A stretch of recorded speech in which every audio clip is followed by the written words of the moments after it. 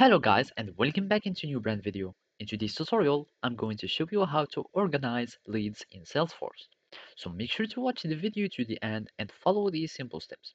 So basically first, you will need just to go to the leads tab to check your leads. If you don't find it here in your main menu or in your user interface, you can add it by going and personalize your navbar and add and reset it or add more item in search for your leads, or you can simply go to the app launcher and search for your leads so you can access them.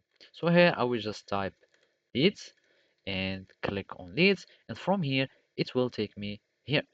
So basically, as you can see, we already have multiple views.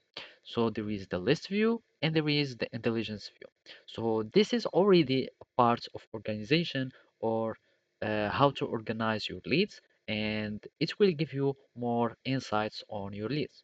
So if I go to the list view, we will see that it is more simplistic and it will open all the leads or it will list them all, depends on your list views here.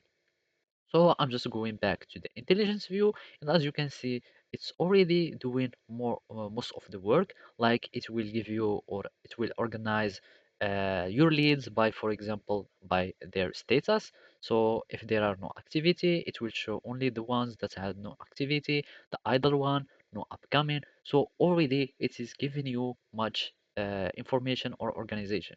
Also, you can start giving your leads some tags so you can know them. You can just go to any lead, and from there you can edit their label and start giving them tags or labels so you can uh, recognize them or to organize them. And of course, there are many other filters that you can use for your leads to be organized. As you can see, either you can filter them by time or by owner, etc., etc. So basically, those are some way to organize your lead. Thank you for watching and see you next time.